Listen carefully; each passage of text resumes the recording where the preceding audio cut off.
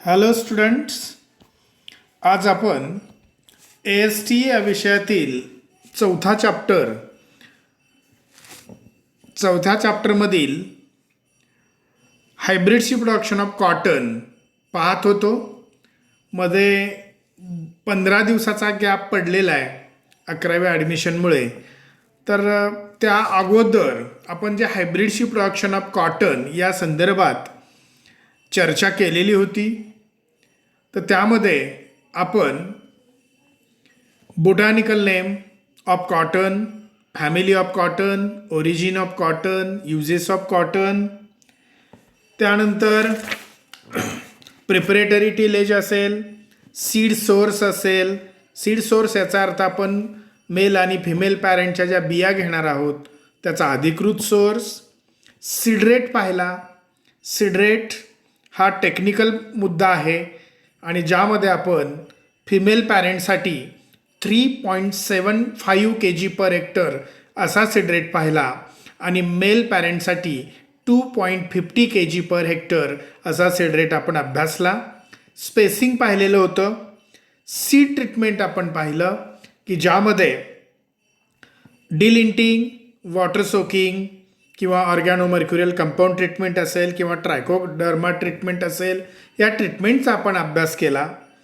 आणि planting ratio जो आहे की जसा जवारमध्ये 4:2 असतो तसा कॉटनमध्ये 4:1 किंवा 5:1 हा आपण प्लांटिंग रेशो त्याच्यामध्ये मेंटेन करतो. म्हणजे फिमेल टू मेल असा तो रेशो असतो. आता यानंतर आपण ॲक्च्युअल हायब्रिडची प्रोडक्शन ऑफ कॉटनमध्ये क्रॉसिंग प्रोग्राम, म्हणजे आपल्याला त्याचा जो क्रॉस करायचा आहे तो मॅन्युअली करावा लागतो. त्याचं पॉलिनेशन आपल्याला मॅन्युअली करावं लागतं. तर ते कशा प्रकारे होतं तर ते आपण आता पुढील मुद्द्यांमधून आपण बघूया. तर सुरुवातीला time of sowing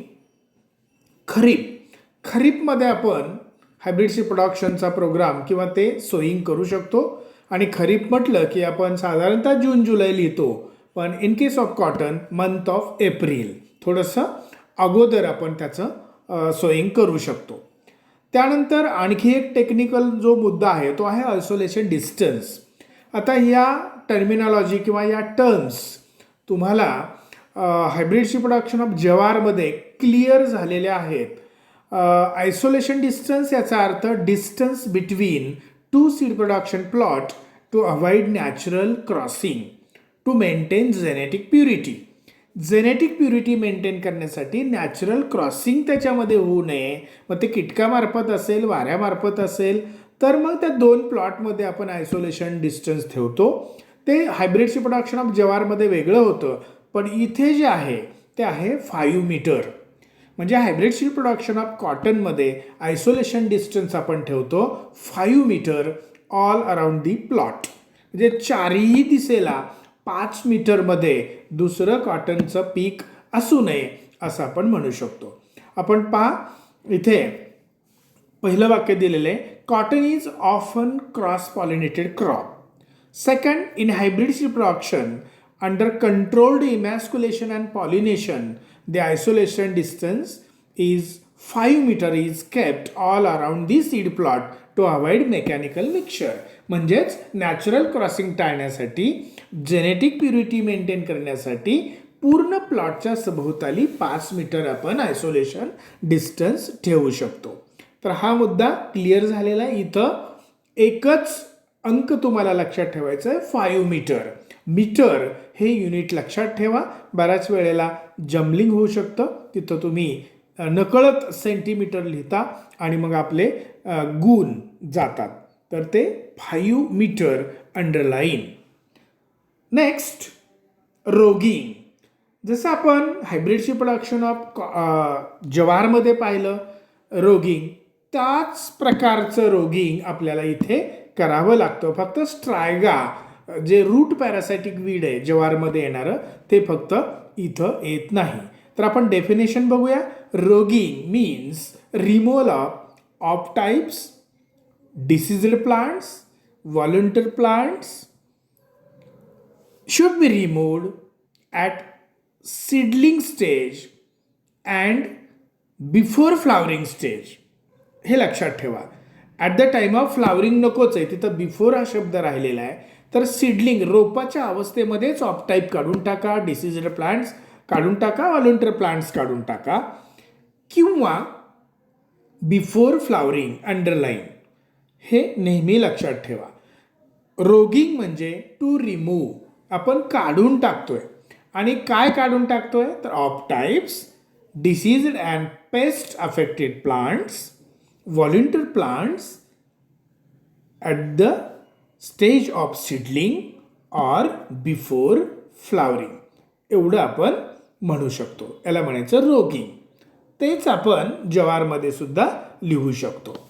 next, fertilization किंवा manures and fertilizers. At the time of land preparation 15 to 25 tons per hectare farm yard manure should be added before last harrowing. पहा, प्रिपरेटरी टिलेज म्हणजे ज्यावेळेला आपण पूर्वमशागत करतो, आपल्याला हायब्रिड सीड प्रोडक्शनचा प्लॉट घ्यायचा आहे, तर आपण प्लाविंग करतो, क्लॉड क्रशिंग करतो, हॅरोईंग करतो. म्हणजे लँड प्रिपरेशनच्या वेळेलाच आपण हे 15 ते 25 टन ॲव्हरेज आपण शेणखत त्या जमिनीमध्ये टाकायला लागतं किंवा मिसळून घ्यावं लागतं. तर त्याची क्वांटिटी लक्षात ठेवा, 15 to 25 tons per hectare. Next, 50 kg nitrogen, 50 kg phosphorus and 50 kg potash per hectare is given as a basal dose. म्हणजे अगदी सोईंगच्या वेळेला, पेरणीच्या वेळेला आपण 50-50-50 kilo nitrogen, phosphorus and potassium द्यायचं आहे. आणि टॉप ड्रेसिंग म्हणजे काय तर 1 month after sowing of cotton एक 25 kg नायट्रोजनचा आपल्याला डोस द्यावा लागतो आणि तो 2दा द्यायचा आहे. Top dressing is done twice at the rate of 25 kg nitrogen per hectare. तर साधारणतः 1 महिन्याच्या अंतराने तुम्ही पुन्हा 25-25 किलो नायट्रोजनचा डोस द्यायला हवा. हे फर्टिलायझेशन हायब्रिड सीड प्रोडक्शनमध्ये आपल्याला लिहावं लागेल. फार महत्त्वाचं नाही आहे, पण एक पीक म्हणून आपण त्याला खतं देणं गरजेचं असतं. नाहीतर टेक्निकल मुद्दे याच्यावरतीच जास्त भर द्यायचा. मग टेक्निकल मुद्दे कोणते तर साधारणतः सीड रेट असतो, लेआउट फॉर सोईंग असेल, रोगिंग असेल किंवा आयसोलेशन डिस्टन्स असेल, हार्वेस्टिंग असेल, या मुद्द्यावरती जास्त कॉन्सन्ट्रेट करा. किंवा पॅरेंट्स असतील, आपल्याला पॅरेंट्ससुद्धा लिहावे लागतात, तर त्या मुद्द्यांवरती जास्त भर द्या. जे बाकीचे जे कल्टिवेशनचे मुद्दे असतील, प्रिपरेटरी टिलेज असेल, फर्टिलायझर असेल, इरिगेशन असेल, हे फक्त वाचून ठेवा. Next, irrigation. As per soil type and climate, irrigate the crop at an interval of 15 to 20 days. Depends upon type of soil. तुम्ही जमीन कोणती वापरलेली आहे आणि सीझन. आता खरीप सीझन आपण म्हणतो म्हणजे पावसाळा असतो, तर साधारणतः तो इंटरवल जो आहे इरिगेशनचा तर तो 15 ते 20 दिवसाचा असावा. Irrigate the crop at an interval of 15 to 20 days. Heavy irrigation during flowering is avoided.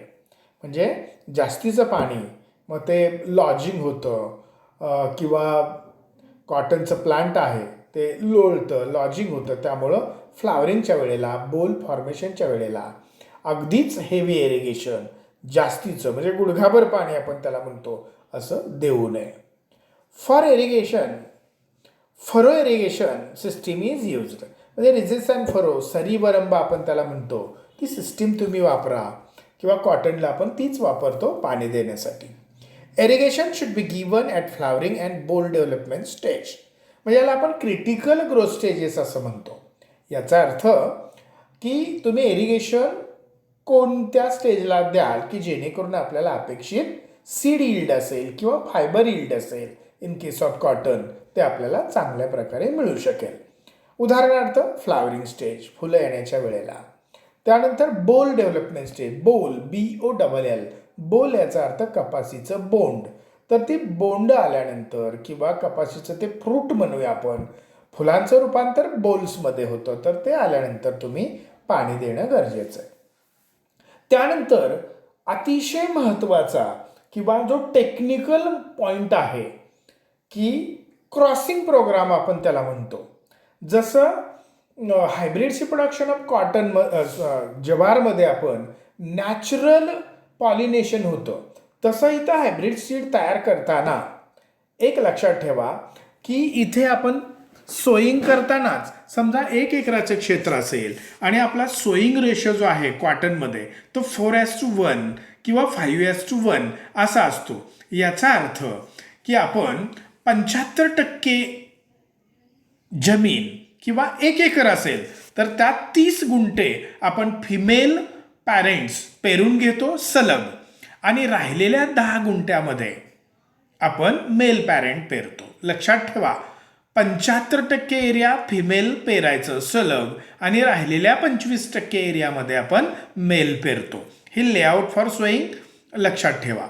तर ते केल्यानंतर पीक फ्लावरिंगला आल्यानंतर आपल्याला क्रॉसिंग प्रोग्राम करायचा असतो. म्हणजे आपल्याला मॅन्युअली फर्टिलायझेशन घडवून आणायचं असतं. मेल पॅरेंटकडून आपण पोलन ग्रेन्स घेतो आणि फिमेल पॅरेंट्स जिथं असतील त्या फुलांवरती त्याचं डस्टिंग करतो आणि मग फर्टिलायझेशन आपण मॅन्युअली आर्टिफिशियली आपण पॉलिनेशन घडवून ते फर्टिलायझेशन करतो. याला आपण क्रॉसिंग प्रोग्राम म्हणतो. तर तो कोणता आहे आणि त्याच्यामध्ये काय येतं हे लक्षात ठेवा. Crossing program it includes emasculation and pollination. ह्या 2 टर्म्स लक्षात ठेवा.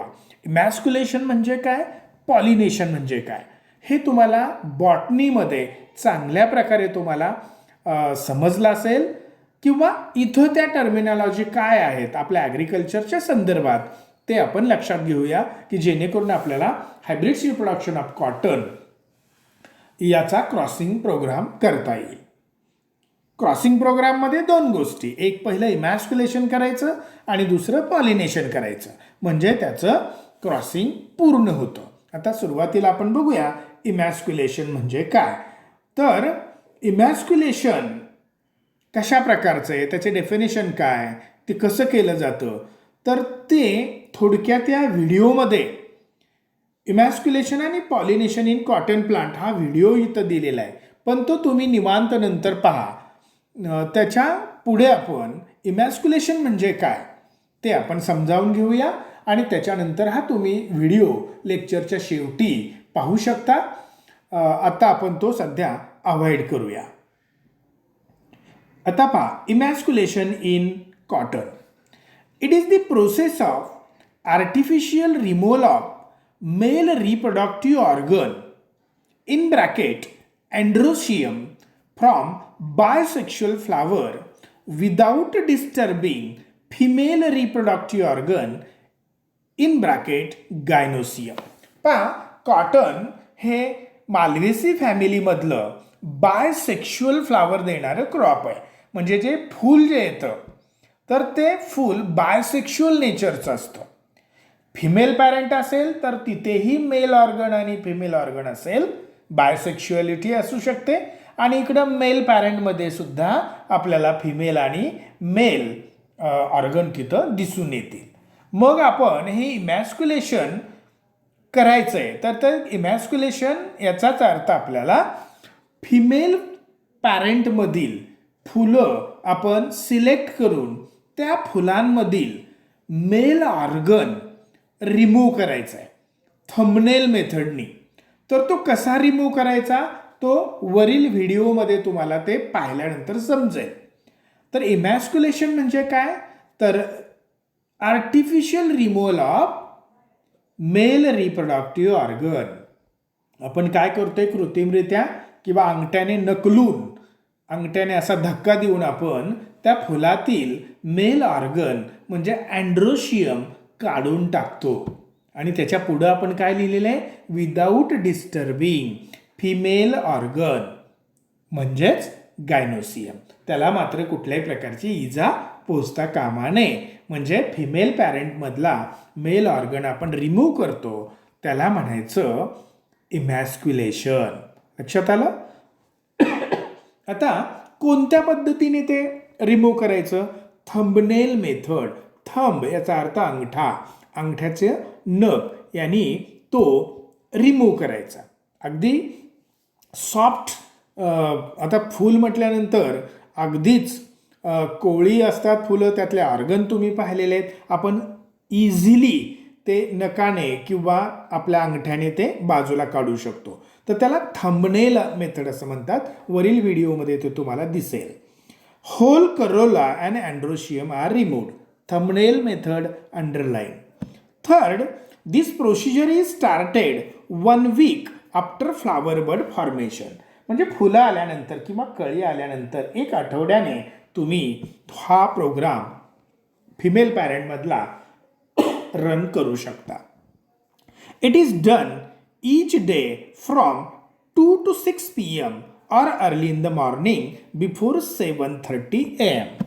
पहा इथं वेळ सुद्धा दिलेली आहे की साधारणतः 2 ते 6 दुपारी किंवा सकाळच्या वेळेला 7:30च्या अगोदर तुम्ही हे थंबनेल मेथडनी फिमेल पॅरेंटमधला अँड्रोशियम किंवा मेल ऑर्गन रिमूव्ह करू शकता. आणि last, the emasculated flower bud is then covered by butter paper bag. आता आपल्याला एकाच वेळेला आपण काही सगळ्या प्लॉटमधली फुलं आपण इमॅस्क्युलेट करू शकत नाही.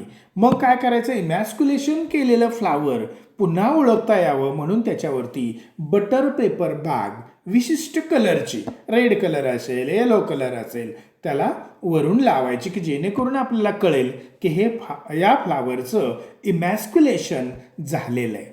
तर मला वाटतं तुम्हाला ही टर्मिनॉलॉजी किंवा ही प्रोसेस समजली असेल. लक्षात आलं?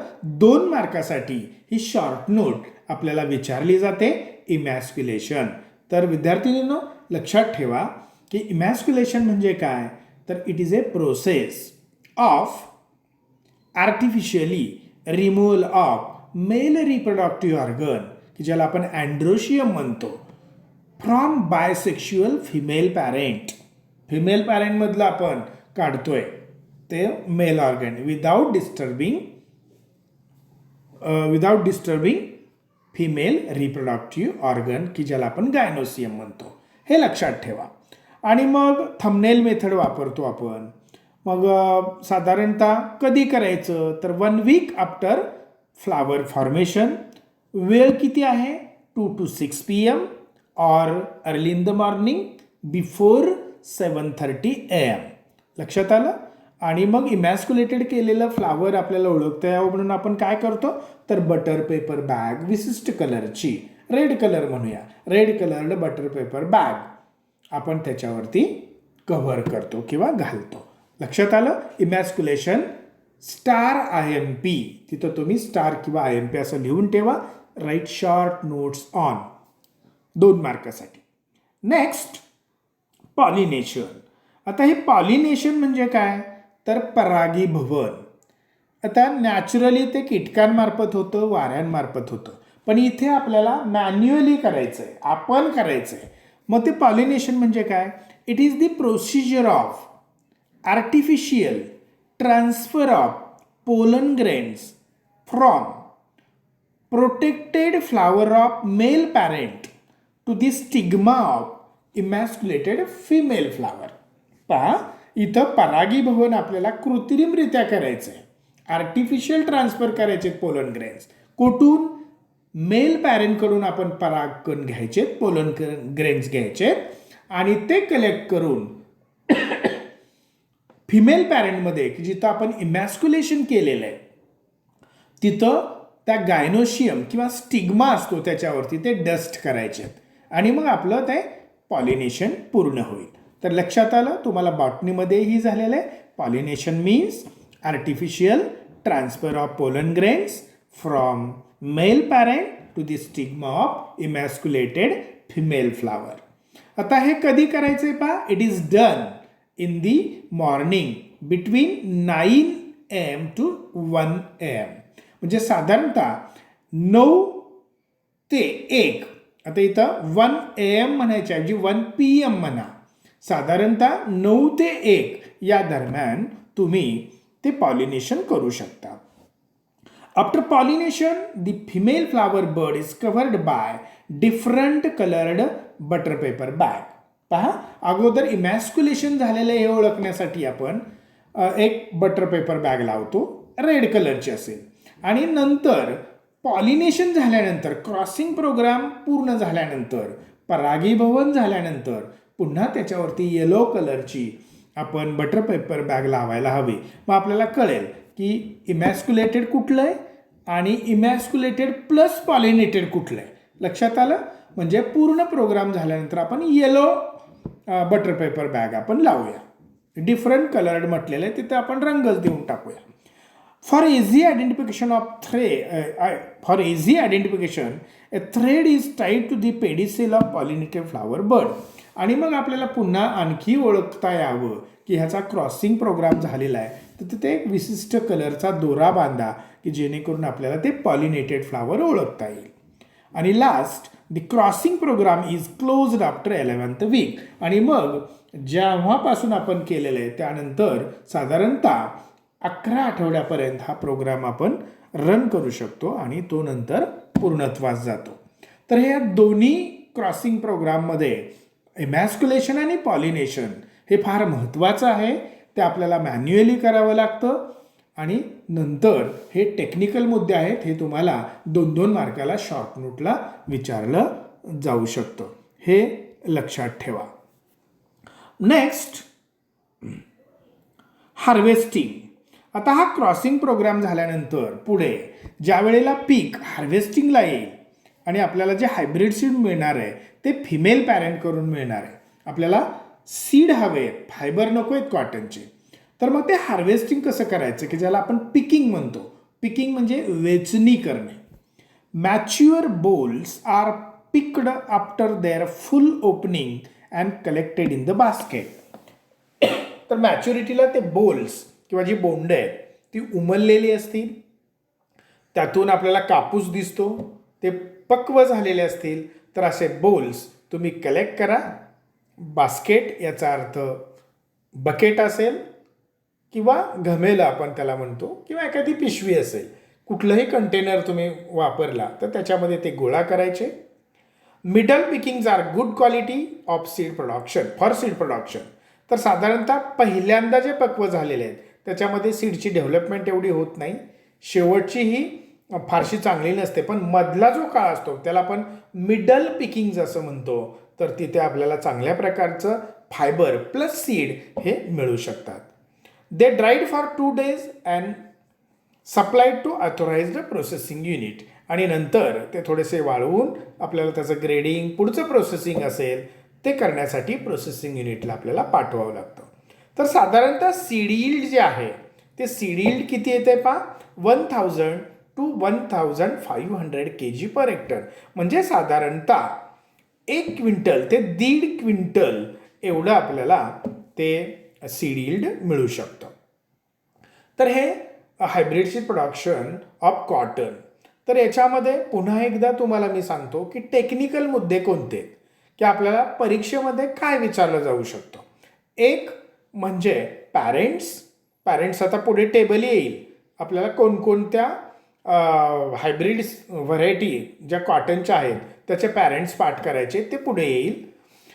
त्याच्यानंतर येतं सीड रेट. सीड रेट लक्षात ठेवा, 3.75 फिमेलसाठी आणि 2.50 kg फॉर मेल पॅरेंट.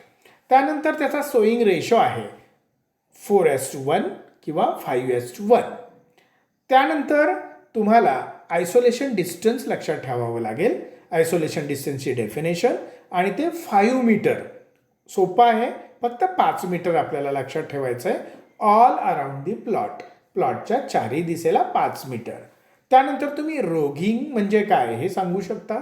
ते रिमूव्ह कधी करायचं, तर सीडलिंग स्टेजला करा किंवा बिफोर फ्लावरिंग करा. काय रिमूव्ह करायचं हेही नीट लक्षात घ्या. त्यानंतर आपण पाहिलं क्रॉसिंग प्रोग्राम हा अतिशय महत्त्वाचा आहे कॉटनमध्ये, हायब्रिड सीड प्रोडक्शन ऑफ कॉटनमध्ये. तर इमॅस्क्युलेशन म्हणजे काय, ते कोणत्या पद्धतीने, म्हणजे थंबनेल पद्धतीने आपण करतो ते साधारणतः कधी करायचं तर ते 2 ते 6 किंवा early in the morning before 7:30 AM असं आपण म्हटलेलं आहे.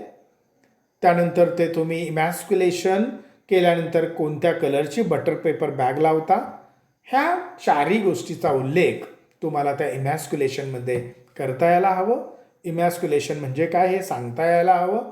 तर ते आपण म्हटलेलं आहे की just removal of male organ androecium without disturbing female organ gynoecium from the bisexual flower, हे लक्षात ठेवा. त्यानंतर पुढचा जो भाग आहे तो पॉलिनेशनचा, म्हणजेच artificial transfer of pollens from male parent to stigma of female parent. त्याला आपण आर्टिफिशियली कृत्रिमरित्या मॅन्युअली आपण त्याचं परागीभवन घडवून आणतो आणि अशा प्रकारे तो प्रोग्राम आपण सक्सेस करू शकतो. त्यानंतर आपण हार्वेस्टिंग पाहिलं की जिथं आपण बोल्स पिकअप करतो तिथं मिडल पिकिंग्स हेवी किंवा गुड फॉर सीड प्रोडक्शन असं म्हटलेलं आहे. त्यानंतर यील्ड पाहिलं आपण, साधारणतः 1 ते 1.5 क्विंटल किंवा 1000 ते 1500 किलो बिया आपल्याला त्यातून मिळतील. आणि पुढचा जो भाग आहे पेस्ट अँड डिसीज हा ओमिट केलेला आहे. म्हणजे आत्ता तुमच्या बॅचला कोरोना अफेक्टेड बॅच म्हणता येणार नाही, पण कोरोनामुळं आपला सिलेबस कमी केलेला आहे 25%. त्याच्यामध्ये आपण काही पेस्ट आणि डिसीजेस ओमिट केलेले आहेत. तरीसुद्धा लक्षात ठेवा ॲफिड्स, जसीड्स, थ्रिप्स, व्हाईट फ्लाय आणि नंतर डिसीजमध्ये कॉटन विल्ट आहे, ब्लॅक आर्म आहे, दहिया डिसीज आहे, तर ते लक्षात ठेवा. त्यानंतर हायब्रिड्स अँड देअर पॅरेंट्स, जसं आपण जवारमध्ये पाहिलं की काही हायब्रिड व्हरायटीज दिलेल्या असतात आणि त्याचे पॅरेंट्स आपल्याला पाठ करायचे आहेत. तर तिथंही अख्खा टेबल पाठ न करता तुम्हाला अगोदरच सांगितलेलं आहे की काही व्हरायटीज आपण ओमिट केलेल्या आहेत. ते तुम्हाला ओमिट केलेला भाग अगोदरच सेंड केलेला आहे PDF फाईलच्या स्वरूपामध्ये. तर इथं H4 लक्षात ठेवा. हायब्रिड सीड प्रोडक्शनमध्ये H4 ही व्हरायटी बऱ्याच वेळेला विचारली जाते. हायब्रिड पहिली व्हरायटी आहे H4, याचा अर्थ हायब्रिड कॉटन नंबर 4. तर त्याचे पॅरेंट्स पहा काय आहेत. फिमेल पॅरेंट काय आहे, गुजरात 67, G म्हणजे गुजरात 67 इंटू अमेरिकन नेक्ट्रिलेस. लक्षात आलं. तर हा Gujarat 67 female parent crossed with male parent American nectariless, आणि त्यातून आपल्याला कोणती हायब्रिड व्हरायटी मिळते तर H4 स्टार IMP हे बऱ्याच वेळेला विचारलं जातं. नेक्स्ट वरलक्ष्मी, दुसरी जी व्हरायटी आहे ती आहे वरलक्ष्मी. तिथं फिमेल पॅरेंट आहे लक्ष्मी आणि मेल पॅरेंट आहे SB-289-E, हे लक्षात ठेवा. त्यानंतर सावित्री, गोदावरी. आता सावित्रीचे फिमेल पॅरेंट पहा, कोपरगाव नंबर 203 किंवा HB 1085-6. गोदावरी असेल बुरी नेक्टरलेस किंवा MCU 5, त्याला मेल पॅरेंट आहे. तर पहिले 4 पॅरेंट्स तरी तुम्ही लक्षात ठेवा, बाकीचे ओमिट केलेले आहेत. तर H4 लक्षात ठेवा, त्याचे पॅरेंट्स, वरलक्ष्मी त्याचे पॅरेंट्स, सावित्री त्याचे पॅरेंट्स आणि गोदावरी त्याचे पॅरेंट्स तुम्ही लक्षात ठेवा. बाकी याच्यामध्ये तुम्हाला फायनलला काही येणार नाही. त्यानंतर पेस्ट आपण पाहत होतो की ॲफिड्स असेल, थ्रिप्स असेल किंवा जसीड्स असतील, हे बिफोर फ्लावरिंग पेस्ट होत्या, म्हणजे फुलं येण्याच्या अगोदर. पण इथं आफ्टर फ्लावरिंगसुद्धा दिलेलं आहे. Spotted bollworm, pink bollworm, American bollworm, red cotton bug आणि डस्की कॉटन बग. तर हे वर्म म्हणजे आळी, बोंड आळी आपण म्हणतो. लक्षात ठेवा, हे परीक्षेला येणार नाही, ओमिट केलेला भाग आहे. आणि diseases of cotton, cotton wilt, anthracnose, दहिया, ब्लॅक आर्म ऑफ कॉटन आणि रूट रॉट. हे कॉटन विल्ट, अँथ्रॅग्नोज असेल, दहिया असेल, हे तिन्ही रोग फंगल आहेत. ब्लॅक आर्म ऑफ कॉटन हा मात्र बॅक्टेरियल आहे. तर अशा स्वरूपाचे हे डिसीज फक्त लक्षात ठेवा, फारसं काही महत्त्वाचं नाही आहे. आणि त्यानंतर इथे तुम्हाला काही छायाचित्र किंवा फोटोग्राफ्स इथे तुम्हाला पाहायला मिळतील. तर स्पॉटेड बोलवर्म कसा असतो, पिंक बोलवर्म कसा असतो, त्या बोल्सवरती ते कशा प्रकारे अटॅक करतात हे तुम्हाला यातून दिसून येईल. त्यानंतर अमेरिकन बोलवर्म कसं आहे, रेड कॉटन बग कसा असतो ते लक्षात घ्या. आणि इथे दहिया डिसीज आहे, अँथ्रॅग्नोज म्हणजे पाण्यावरती कशा प्रकारचे टिपके येतात, कॉटन बोल्स इथे दिसतात. तुम्ही ते बोल्स बऱ्याच मुलींनी पाहिलेले नसतील, ते इथे तुम्हाला त्याचे फ्रूट्स दिसून येतात. हे क्रॅक झाले, उमलले की त्यातून कापूस आणि आतमध्ये सीड्स आपल्याला ब्लॅक कलरचे दिसून येतात. त्यानंतर हा ब्लॅक आर्म पहा कसा आहे. आणि कॉटन विल्ट म्हणजे पूर्णपणे झाड वटून जातं, ते पूर्ण झाड इथं दाखवलेलं आहे, त्याला आपण कॉटन विल्ट म्हणतो. लक्षात आलं. तर इथे आपण हायब्रिड सीड प्रोडक्शन किंवा सीड प्रोडक्शन टेक्नॉलॉजी हा चॅप्टर म्हणजे हा 4था चॅप्टर आपण इथे संपवलेला आहे. सीड प्रोडक्शन टेक्नॉलॉजी आपण त्याला दुसऱ्या भाषेत म्हणतो. तर पहिले 4 चॅप्टर आपले इथं संपलेले आहेत. पुढचा जो 5वा चॅप्टर आहे ते येत्या बुधवारी आपण, की ज्याला फार्म मॅनेजमेंट असं नाव आहे, त्याचं अध्यापन आपण करूया. तोपर्यंत आपण इथेच थांबूया. धन्यवाद.